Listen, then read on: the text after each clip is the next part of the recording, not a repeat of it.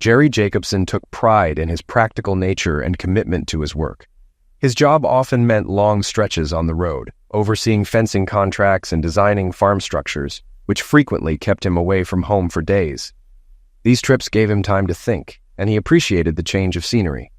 Yet they also stirred a lingering unease. He sensed an unsettling doubt about what he might come back to. Though he never voiced his concerns, something felt subtly wrong in his marriage to Shelley, as if an undercurrent of tension was quietly simmering. Over time, Jerry noticed Shelley's behavior changing. Once attentive, she was now distant, her actions increasingly evasive. The tension between them grew after years of unsuccessful attempts to start a family. While Jerry tried to dismiss it as ordinary stress, Shelley's insistence on installing a complicated alarm system struck him as odd, even obsessive. At first, he brushed it off, but a nagging suspicion started to take root in his mind. Sneaking into his own house undetected wasn't hard for Jerry.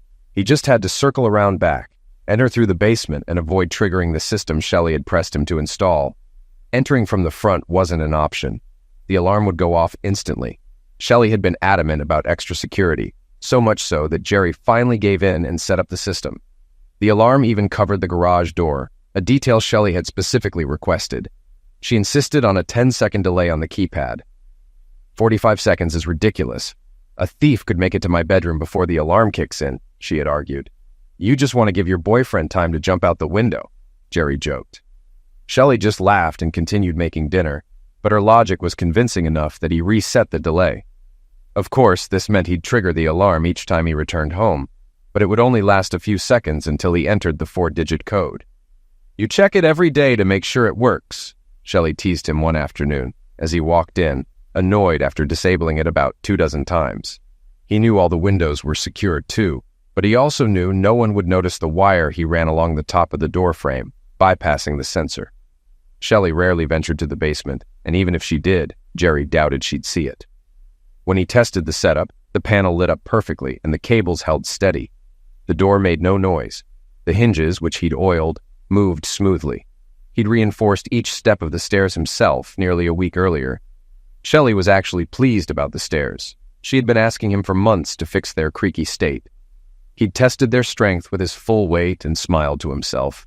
No sound at all. His small .22 caliber high-standard pistol, stashed in his windbreaker on hooks at the top of the stairs, held 9 rounds. It felt oddly reassuring to reach into his pocket and feel it right where he left it. Jerry had no intention of using it unless absolutely necessary. But he wasn't going to back down either. Something was off, and he was determined to get to the bottom of it. There was no sense in confronting Shelley. If something was happening, she'd deny it, and if not, he'd look foolish. He was troubled by the 3 years they'd spent trying to conceive without success. He had even seen a doctor who'd humorously assured him he was more than fertile. The doctor had chuckled, slapped Jerry on the shoulder, and urged him to just go home. It was Shelley's turn, yet she'd chosen her own doctor, the one she'd been seeing since before their marriage. She insisted on it. One day, by coincidence, Jerry spotted her leaving the hair salon. She was supposed to be at her doctor's appointment, but instead she was getting her hair and nails done. Jerry didn't think much of it at the time, already late for work, until the thought lingered as he parked in his garage. This was just last month.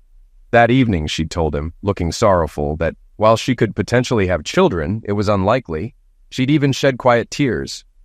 He held her as she calmed down, but a sick feeling settled in his stomach. "We can just keep trying, honey," she murmured, but her tone didn't feel quite right. Not entirely honest. That's when Jerry began paying closer attention. He doubted the hairdresser, a woman who he saw as far removed from medical expertise, was offering Shelley the guidance she needed on such matters. Treason? No way. It couldn't be. Shelley was always at home. Always. No hints, not a single one. Whenever he came back, she was there. Sure, he had to go on overnight trips a few times a month, but that was normal. Could it be pills? He wondered. Was she hiding independence? But that too seemed impossible.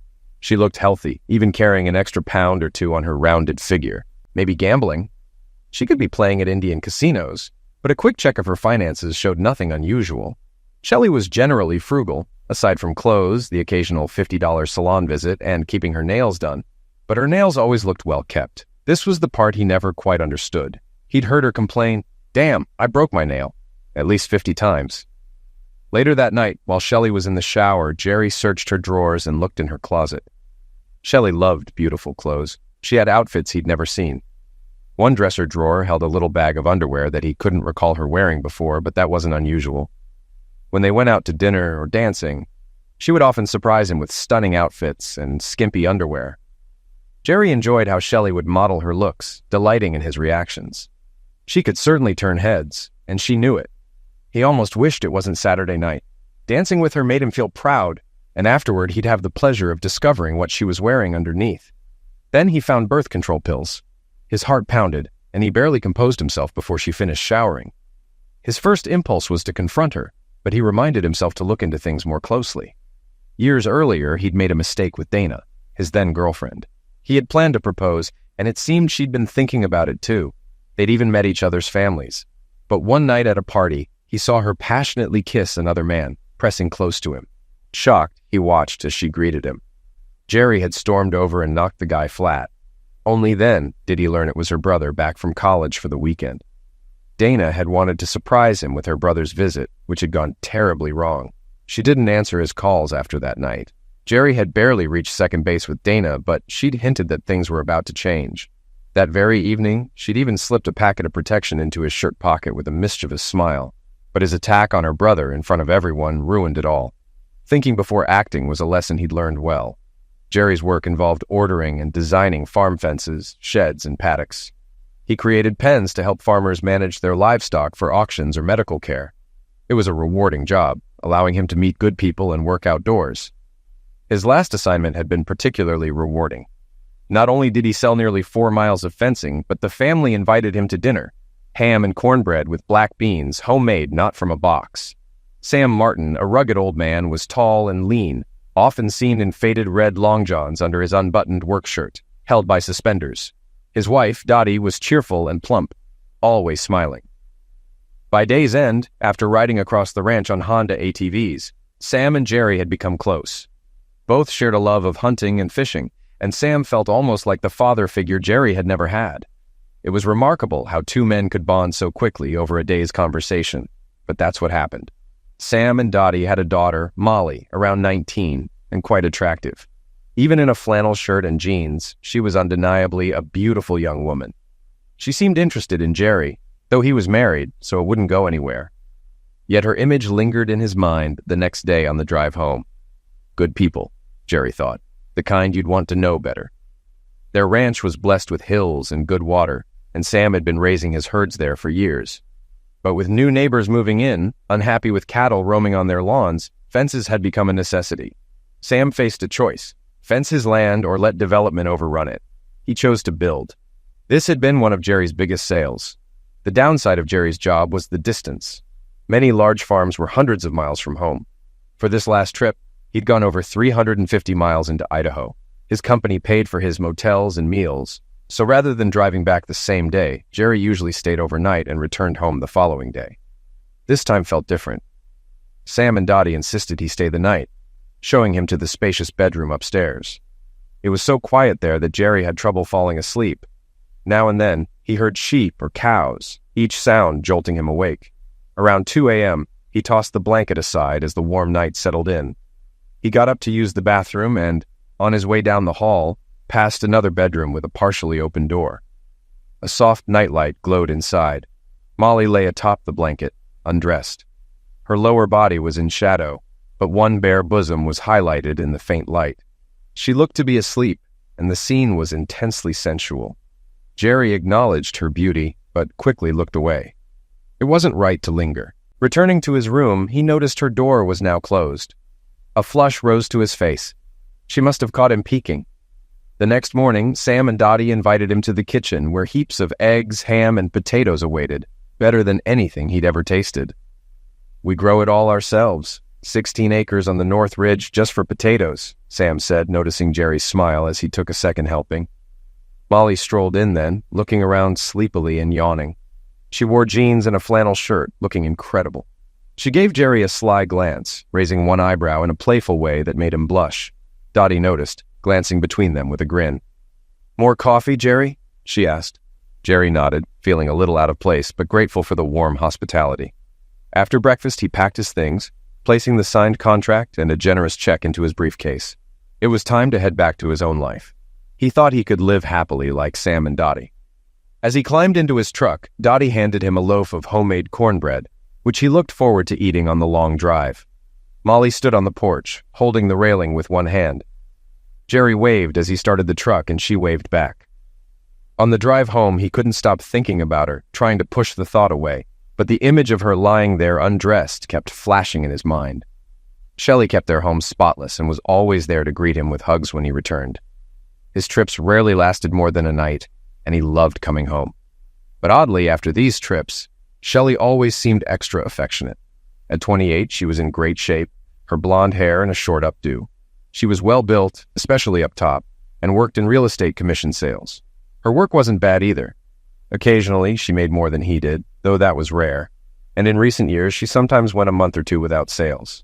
Despite this, Jerry knew he could use a new truck. His old Dodge Ram still looked good, but was showing signs of wear. He held off on replacing it, as it was fully paid off. Their bed life was good. He came home a couple of times a week, and Shelley was always thrilled. He felt their life together was solid. Sure, there were some things he'd like to improve, but he made the best of it. His last trip ended like the others, Shelley waiting, ready for love time. Minutes later, they were in bed, the sheets crisp and clean as they always were when he came home. Despite the lingering suspicion in the back of his mind, Jerry managed well. When focused on work, his mind was on numbers and plans, not these suspicions. He had nothing concrete to go on. Maybe Shelley had gone to both the doctor and the salon that day. New clothes, fancy underwear, she could have been planning a surprise for him, as she sometimes did, coming out dressed to impress for a nice dinner, doing a little twirl to show off a new dress or a tiny strip with a grin. But the suspicion wouldn't leave him.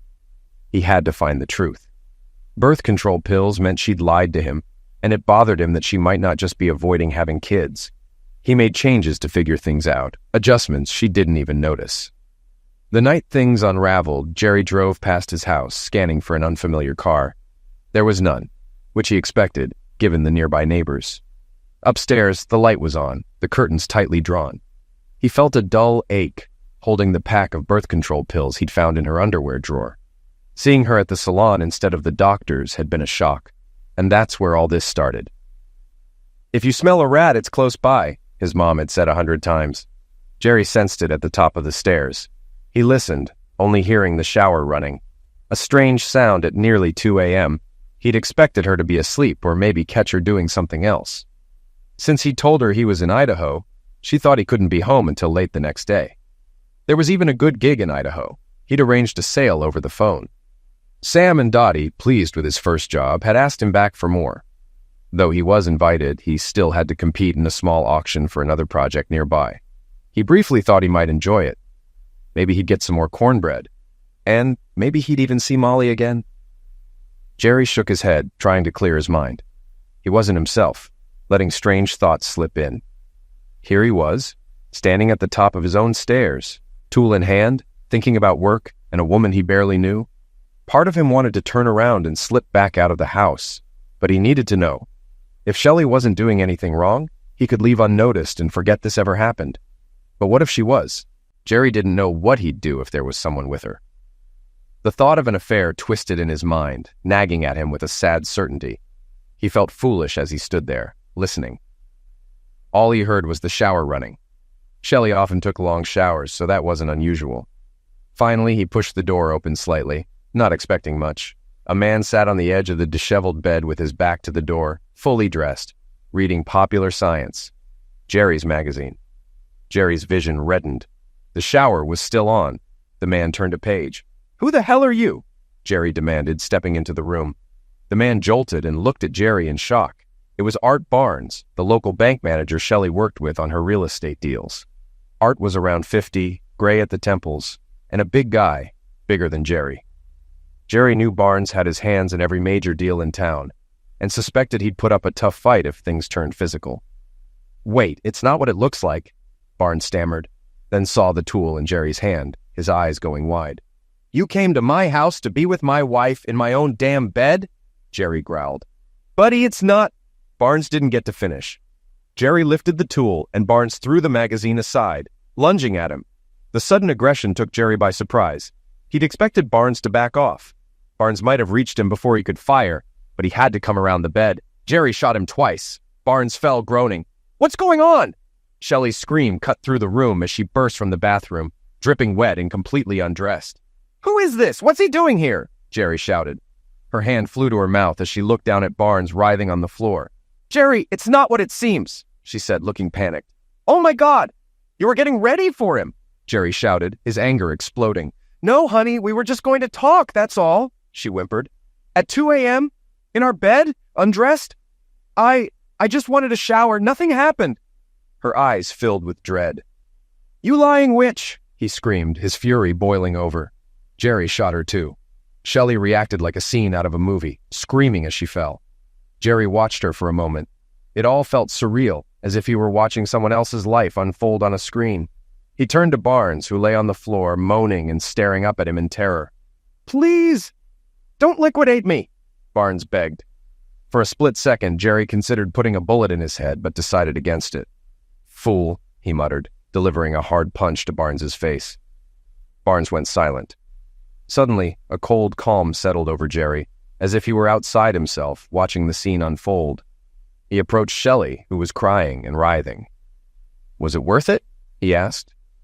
Shelley just stared at him, her eyes wide with fear. "Forget it," he muttered, then went to the nightstand and picked up the phone. "I found an intruder in my wife's bedroom and shot him. My wife was hurt in the struggle." "Send an ambulance," he said, his tone steady. Then he tucked the tool into his waistband and headed downstairs. In the fridge, he found his usual six-pack of beer. On the counter sat an unopened bag of chips and a jar of mixed nuts, snacks Shelley knew he liked. Jerry grabbed them and went to the living room, sitting in a spot where he could see the base of the stairs. He thought about the job he'd just won, running the numbers in his head. The tool dug into his side, so he shifted it to a more comfortable spot. Shelley's sobbing drifted down from upstairs, and he reached over to turn on the TV. People were talking, but he couldn't follow what they were saying. The chips were fresh and tasty. By his second beer and halfway through the bag of chips, he finally heard the sirens. They sure aren't in a rush, he thought. On the way to the station, he was annoyed he hadn't been allowed to take his jar of nuts with him. They weren't exactly gentle with him either. They'd seen him sitting with the tool in his belt, so someone immediately pointed a weapon at him, yelling. One officer took the tool while Jerry was munching on a chip, only to be thrown down, arms twisted behind his back. "Ouch, that hurts," he muttered, but nobody replied. "Shut up," one of them growled. When he later asked for his jar of nuts, Jerry clammed up.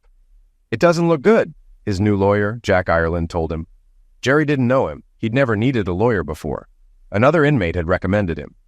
Mercer, McLaren, Hansen, Ireland, Phillips, the guy had listed. Jerry figured he'd spent enough time talking to lawyers. "I used Jack Ireland. He's solid," the guy boasted. "Then why are you still here?" Jerry asked, earning only a side-eye. But he had to find someone, so he called Ireland. Jack Ireland was a short, stocky man with a battered briefcase. He reviewed the charges and shook his head. "So, what's next?" Jerry asked, glancing nervously at Ireland. Ireland leaned back, folding his arms. "Bail hearing. We'll get it. You've got enough home equity to cover it. After that, we wait for the grand jury to review the case." Jerry hesitated. "How serious is it?" "Attempted homicide," Ireland replied bluntly. He gave Jerry a hard look. "If you're going to shoot, make it count. As long as he's alive, he can testify against you. You're in deep now. And seriously, a .22?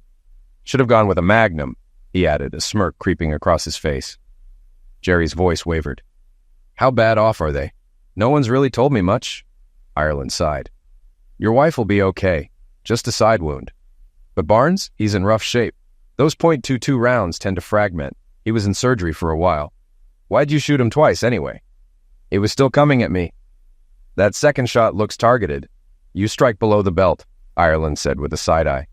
"Great," Jerry muttered, making the lawyer snicker. "A Magnum would have blown him off, but you just punched a hole between them," he said with another snort.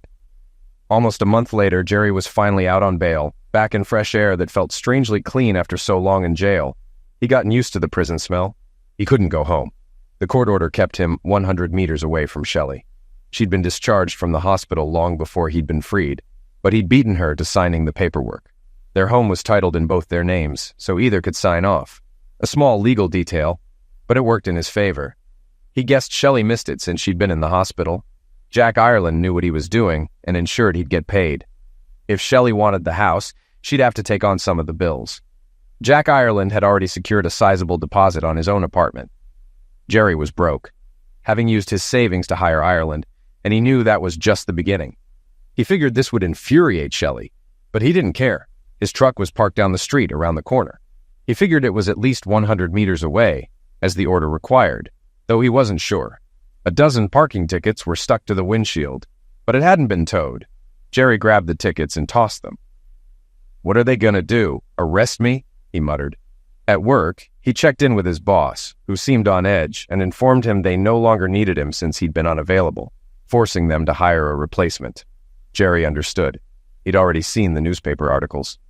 That night, he slept in his truck, parked in a place called South Park. A bit of irony, he thought. The next day, he called Ireland, who arranged for a cop to escort him to pick up some of his things. Maybe Ireland wasn't so bad. Shelley was nowhere around. Jerry packed his clothes, tools, and his 2 Epiphone guitars. He grabbed his fishing gear and all 4 of his coin collections. He considered taking the big screen TV, but realized he had nowhere to plug it in. On his way out, he saw his jar of mixed nuts still on the shelf by the chair. He grinned, grabbing it. Peeking in the fridge, he considered taking the last 5 beers. But the cop gave him a look, so he left them behind. Stepping onto the porch, he discreetly changed the alarm system's access code right in front of the cop, who didn't notice. He chuckled at the small act of defiance. At a local store, he sold 2 guitars and most of his fishing rods, keeping just 1. After that, he had $100 left to his name. He stopped by the post office where he and Shelley rented a mailbox. Unsurprisingly, his key no longer worked. Shelley had changed it. Still, his mail was there. The clerk wasn't supposed to hand it over, there was a sign saying so. But Jerry looked her square in the eye, and she handed it over quickly, clearly uneasy. Inside were credit card offers and one for a funeral plan. Fitting, he thought. He rented a new box and filled out paperwork for the court to have his address. Part of him considered leaving town, but driving a huge yellow Dodge Ram, he knew he wouldn't be hard to find. 2 weeks later, Jerry was still jobless. His unsmiling face had been all over the news, painting him as an irrationally jealous husband who'd stormed into a business meeting and started shooting. He had an idea where this version came from. Art Barnes was a respected local businessman. He realized his lawyer was right. If he'd go through the trouble of shooting, he might as well have eliminated Barnes, or else this mess would haunt him. Back at South Park, his new home, he parked his truck in the bushes to hide it from the street. He took out his fishing rod, caught some grasshoppers, and snagged 6 small trout from a nearby stream. They were undersized, but he didn't care. "What are they going to do, find me?" he muttered, grilling them over a small fire. Jerry was washing his pan in the stream when his phone rang. "Jerry, hey man, need to talk to you," his old boss said, his tone unexpectedly friendly. Jerry frowned. "What now?" he thought. "Remember that fencing job you set up for Sam Martin in Idaho?" his boss asked. "Yeah," Jerry replied cautiously. "Well, he's got over 4,000 acres, wants fences, 2 barns, and a boundary up to the city limits. Biggest job we've ever had," his boss continued, sounding excited. Jerry's irritation flared. "What's that got to do with me?" "Martin insists on you," his boss explained. "Says he'll hire someone else if you're not in charge." Jerry smirked slightly. "Well, that's nice of him," he said, though he knew he technically wasn't allowed to leave the state. "So, what do you say?" his boss pressed, a note of hope in his voice. Jerry paused, then an idea struck him. "Maybe, what are you offering? How about double commissions?" his boss suggested. "Double?" Jerry repeated, surprised. "Yeah, and back to full-time work," his boss added. "And my salary?" Jerry pushed back. "I didn't even get a chance to explain when I was let go." The boss hesitated, and Jerry could practically hear him calculating. The job would pay 83 cents per half meter for miles of fencing, sheds, and other features, a substantial contract. "All right, agreed," his boss finally conceded. Jerry stopped by the corner store to celebrate with a jar of mixed nuts and a bottle of beer. Beer was off limits, but he didn't care, downing it fast and burying the bottle. At the hearing, the judge gave him a suspicious look, but ultimately granted him permission to cross state lines for work, provided he returned each night. "These charges are serious, Mr. Jacobson. Very serious," the judge said. "But I won't prevent you from working while we await trial. Don't mess this up or you'll be right back in jail. Understood?" "Yes, Your Honor," Jerry managed to say, keeping a straight face. The next day, he set off for Idaho. Sam greeted him warmly with a handshake. Apparently, the news hadn't reached him yet, and Jerry saw no reason to bring it up. "We're planting corn by the creek. South side's got good soil. Need the sheep kept out," Sam said. "Then there's the Angus. They're free range, but with construction popping up, I'm tired of the complaints. We want to keep them on our land." Jerry thought Sam must have a solid fortune by now. By the time they got back to the house, it was nearly 8 p.m., and Jerry knew he had to head back to Oregon by midnight. He hated leaving behind a hot meal and the chance to see Molly, but he had no choice, so he left. Back in Oregon, he called his bail office and got only a voicemail. The next morning, he called as soon as they opened. "You don't have to call every day, just follow the rules, okay?" the person answering snapped. "Understood," Jerry replied, realizing they likely wouldn't be monitoring him unless something triggered their attention. He jumped back into his truck and sped toward the Martin farm. As he pulled up, he noticed Molly sitting on the porch. The moment she saw him, she sprang up, ran inside, and came back moments later, now with a wide-brimmed hat and a basket. She wore cut-off jeans and a t-shirt, her lively steps making it clear she wasn't wearing a bra. "Let's go," she said, climbing into the truck. "Where to?" he asked, starting the engine. "Dad wants me to show you the area by the building site for measurements," she explained. "Everyone else is busy cutting hair today." "Cutting hair?" he repeated, confused. "Yes," she laughed. "The sheep. They'll be at it until dark." It took them over an hour to reach the area. Cattle grazed nearby, unconcerned by their presence. They chatted along the way about all sorts of things, and Jerry couldn't help glancing at her, noticing how her chest moved when they hit bumps. They drove across open fields with only faint ATV tracks as a guide. He thought briefly about how long it had been since he'd been with a woman, but pushed it aside. He was here for work and didn't want to upset her family. They came to a high ridge overlooking a river with a row of 3-story buildings about half a mile away. He noticed a busy highway in the distance. Progress, he thought, noticing the mix of nature and modern development. He saw the problem right away. Grazing animals near a residential area would cause issues. "The fence needs to go about 50 feet from those buildings and run to the city limits. Thankfully, we own the riverbanks on both sides," he said, half to himself and half to Molly. Switching to 4-wheel drive, he drove along the fence line, using the speedometer to calculate distance. Once back at the main house, he sat down to calculate the measurements. This project would take the entire crew weeks to complete. As Jerry finished up, he looked up to see Molly sitting cross-legged nearby, swinging one leg and letting her shoe dangle. "Everyone's still down at the lower barn," Molly said with a grin. "They won't be back for a while. Want to go upstairs?" Jerry felt his face flush at her boldness. I can't," he stammered. "I'm married. Well, we're separated, but I barely know you." Molly glanced at his hand, surprised. "Oh, I didn't know. You're not wearing a ring. Are you getting divorced?" "Most likely. Actually, yeah, I'm certain." Her curiosity was piqued. "So, you didn't get along? What happened?" Jerry hesitated, then admitted, "Well, I shot her."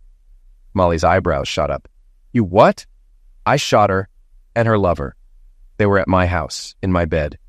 "Oh, I see," Molly replied, clearly taken aback but managing not to look visibly shocked. "I guess I can't blame you. Did they survive?" "Yeah," Jerry replied quietly. "Well, that's something," she said with a small smile. "Sounds like you've got a lot going on." Jerry nodded, deciding to tell her the full story. She listened closely, taking it all in. When he finished, Molly looked thoughtful. "So that's why you had to rush back to Oregon last night?" "Yeah, for the trial. I'll probably end up in prison," he said, looking down. Molly studied him for a moment. "Maybe not," she replied softly. "What if I came with you?" "With me?" Jerry asked, caught off guard. "Yes, to Oregon. I'm not afraid of you, Jerry. You seem like a good man, the only one I've felt this way about. I love it here, but sometimes I feel isolated. Most of the men around here are either too old or already taken." Jerry raised an eyebrow. "And your parents? Wouldn't they be upset if you just—" Molly chuckled. "Dad actually suggested I rope you in. Said you seemed like a good investment. He's never said that about anyone before. When I was dating someone else, he told me the guy wasn't worth it. I don't think he realizes you're still technically married, or he wouldn't have encouraged it. He's a bit old-fashioned." This is unexpected," Jerry said, trying to process her words. "I'm not exactly inexperienced, you know."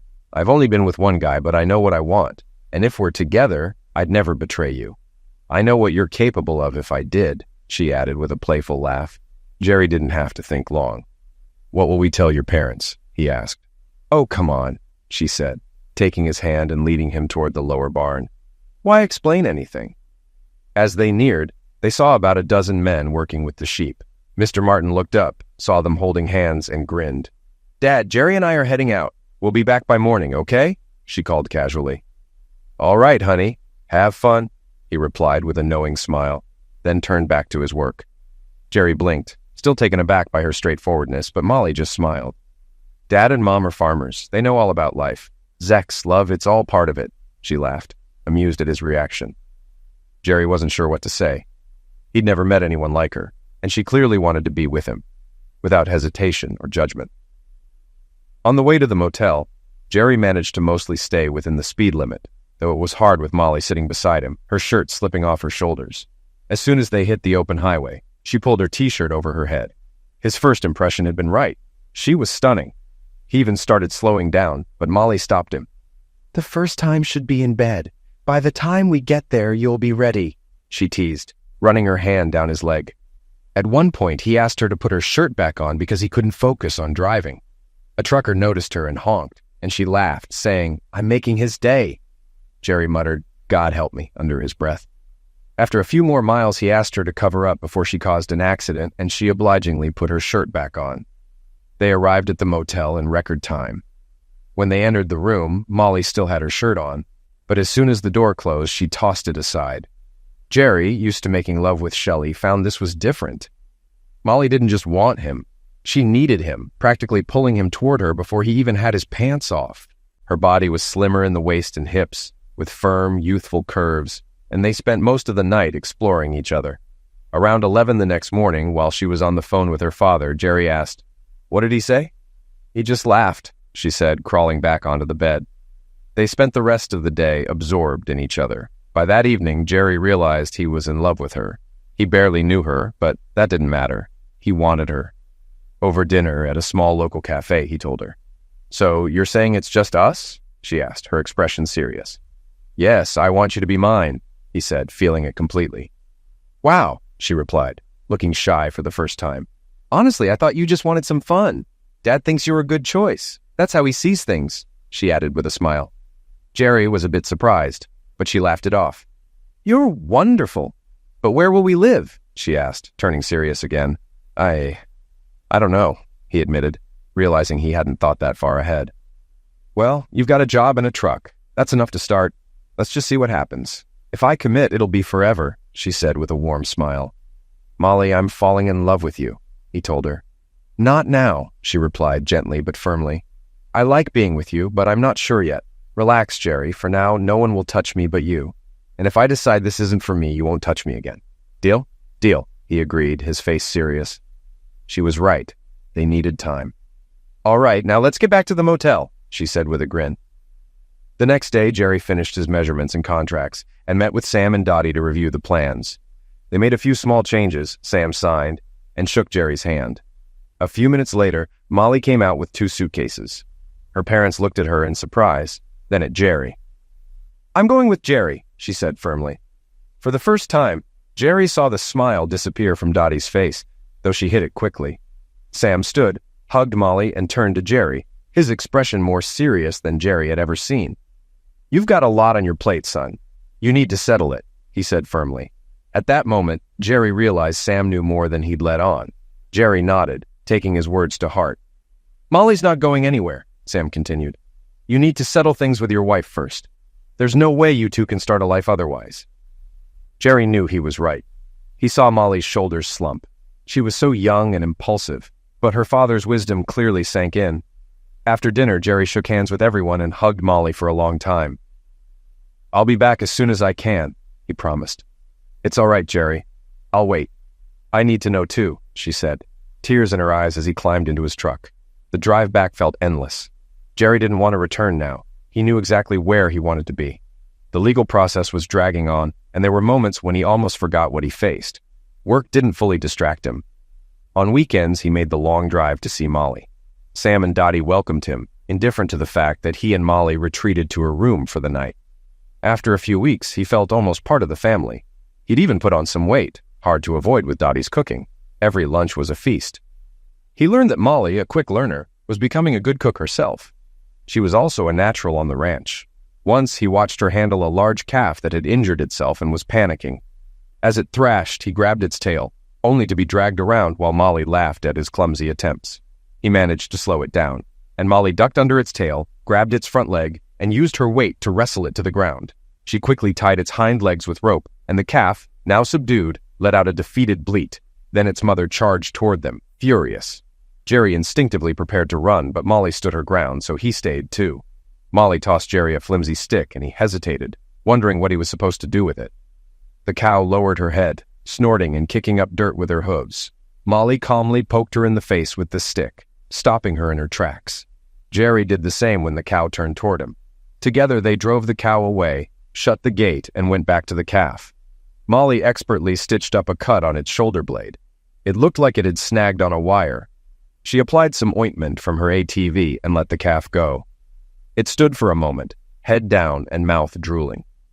Once they opened the gate, the cow rushed over, immediately starting to nurse her calf. "Well, it'll be fine," Molly said with a grin. "That cow wanted to liquidate me," Jerry muttered. "Yeah, but she was just protecting her calf. Cows are easy to manage. They're actually pretty dumb. It's the sheep that give us all the trouble," she laughed. Jerry had already seen some of the sheep. He inspected a hole in the fence a bit more closely, then widened it just enough for the animals to crawl through. Within moments, the entire flock had slipped to the other side. When he helped herd them back into the pen, there was a chute inside the barn where they lined up for shearing, one by one. As soon as all the sheep were in, Jerry locked the gate. He walked away, but one big sheep came over, inspected the latch, lifted her nose, and tossed it back, swinging the gate wide open.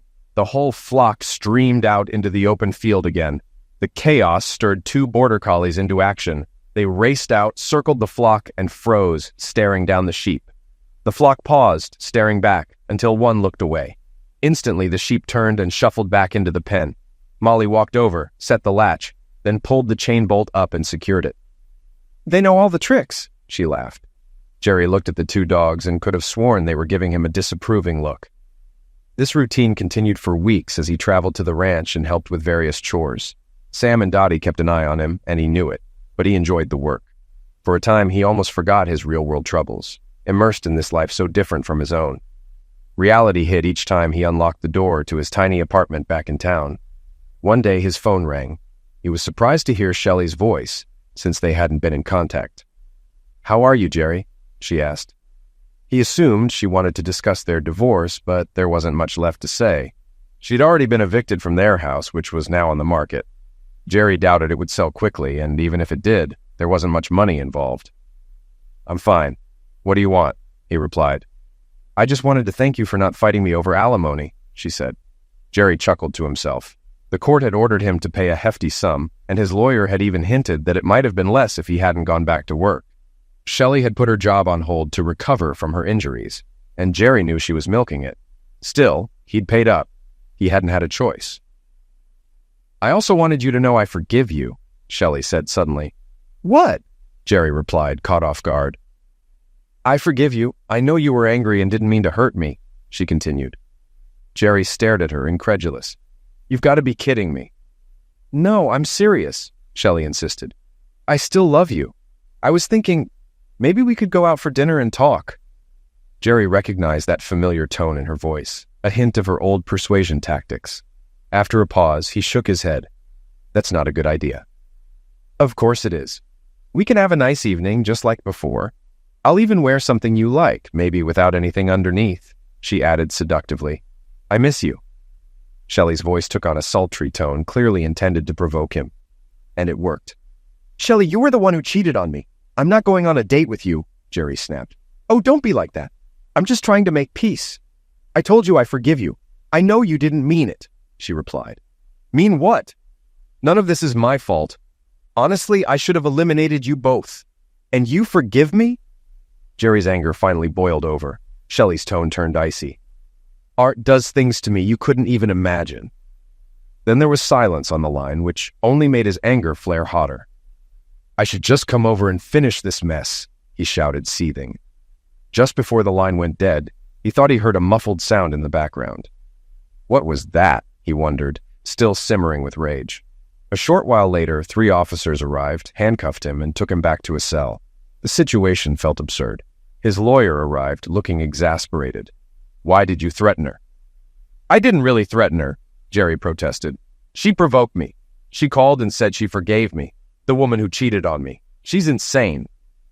Well, they recorded you threatening her and Barnes, which violates the restraining order, his lawyer said firmly. But she called me, Jerry insisted. They're saying otherwise. They? Jerry's eyes narrowed. You mean Barnes was there too? Apparently, his lawyer confirmed. Jerry sighed, finally realizing that this was exactly the trap they'd set for him. His lawyer played a short recording. It was only Jerry's angry shouting after Shelley's pleasant invitation to dinner. They've edited this, Jerry told his lawyer, feeling despair settle over him. Maybe, but it doesn't look good, the lawyer replied. The old judge looked at Jerry with a scowl before shaking his head. Only a portion of the recording was presented in court. Shelley's voice sounded calm, as if she were genuinely seeking reconciliation, while Jerry's came across as furious and unhinged.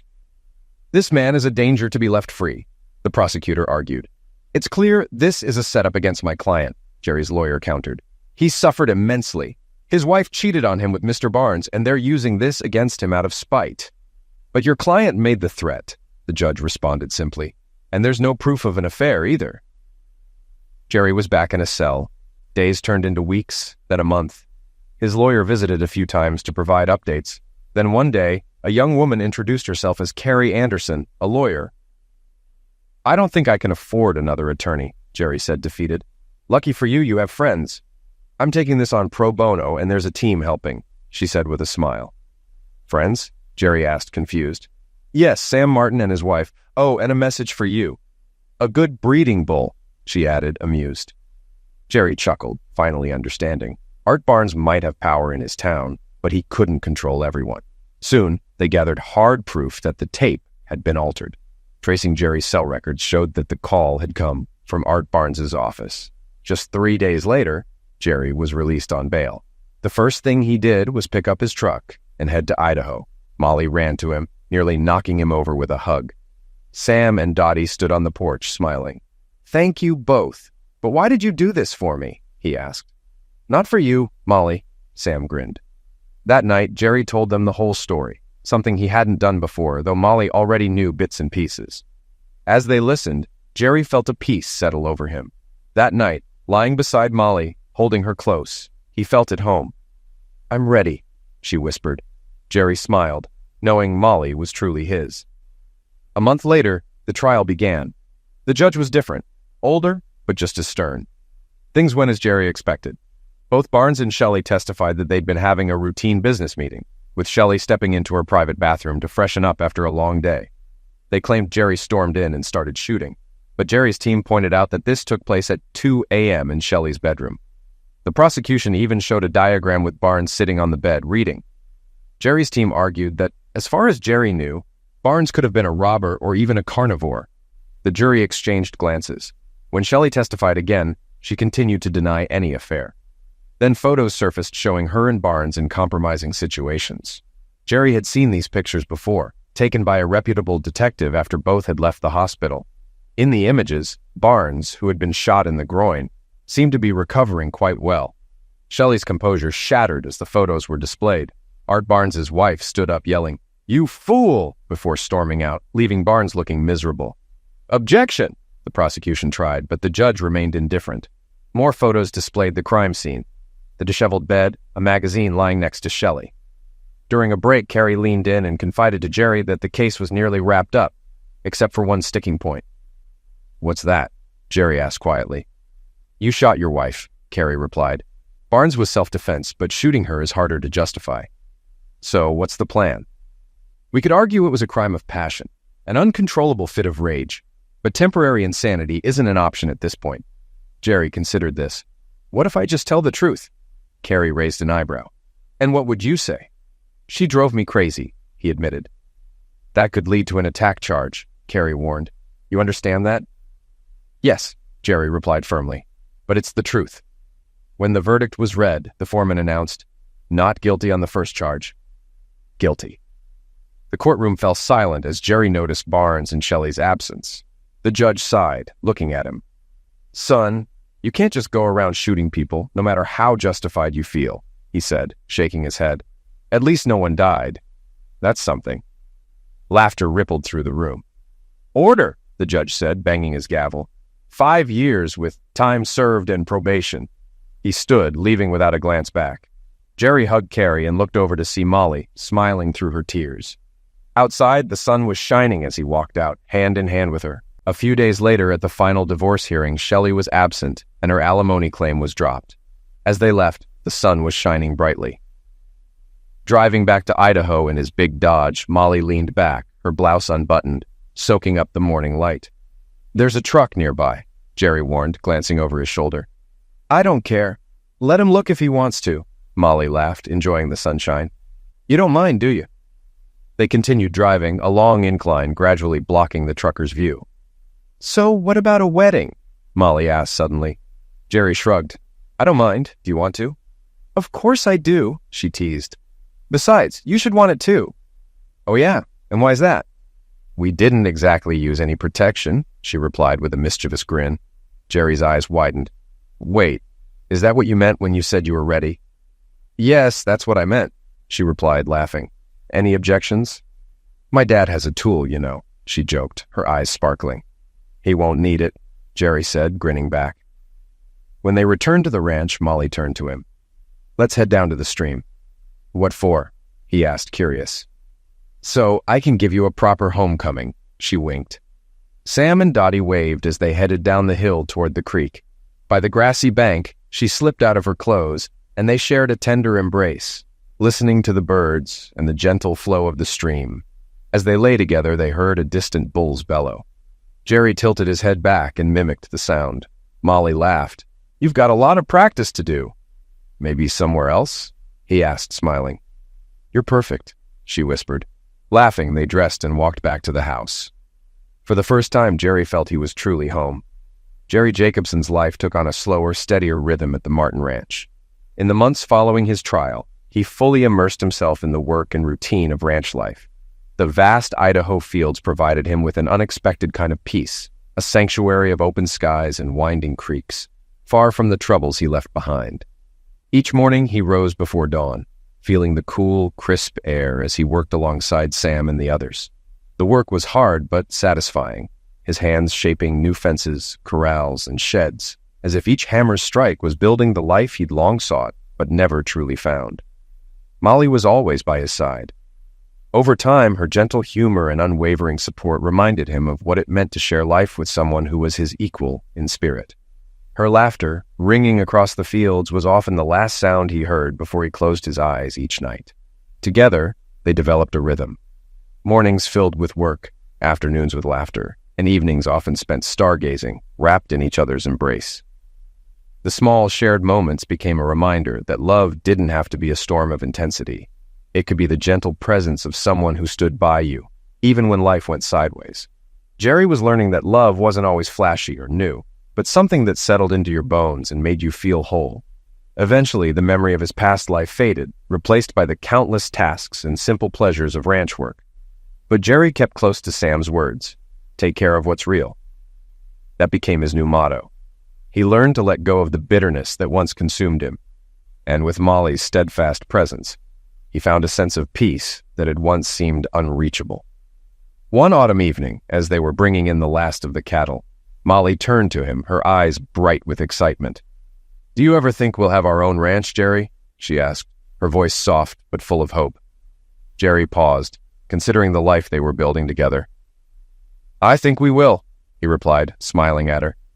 "One day we'll make our own little piece of paradise." He looked at her, feeling the warmth of a promise that needed no words. As the years passed, Jerry's life with Molly blossomed in unexpected ways. The Jacobsons became a beloved part of the community, known for their hospitality, resilience, and commitment to family and friends. And though Jerry's journey had been marked by hardship, he now knew that he had found his way home. In the quiet moments, he would sometimes think back to the man he once was, the anger and suspicion that had fueled his actions, and he felt grateful that he had left that man behind. The future stretched out before him, as open as the Idaho skies, filled with endless possibilities. A future shaped by the work of his hands, the strength of his heart, and the enduring love that had, against all odds, given him a second chance.